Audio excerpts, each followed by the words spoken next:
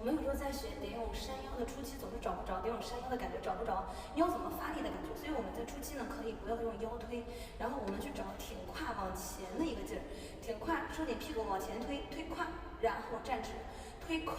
然后站直，把这个动作先去做一下，也可以靠墙做，用自己的胯去找墙，然后感觉能找着点这个胯，然后站直山腰的感觉以后，我们把幅度变大，也就是把我们的动作再变大一点，往前的时候使上劲儿，往前使上劲儿，大腿也发力，胯也发力，然后站直。然后在做这个动作的时候，膝盖弯曲是自然带着跟随着力量弯曲，而不是刻意的弯膝盖，千万不要刻意的弯膝盖，刻意的弯膝盖我们就使不上胯的劲儿。然后这样猛的发力，胯往前走，然后大腿也发力，然后站直，可以了以后加速做。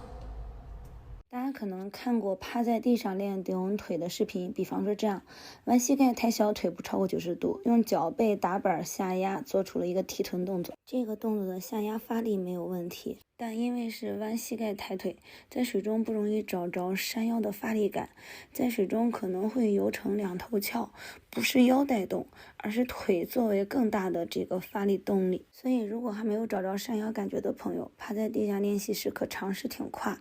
用胯挺把双腿抬离地面，然后做刚才的那个蝶泳山腰动作。蝶泳山腰找感觉有2个注意事项，一个是挺胯直腿往上带腿，一个是下压的时候大腿发力下压腿，没有刻意的撅屁股，而是靠我们的力量的下压，屁股自然翘起。觉得有帮助可以转发给身边的朋友哟。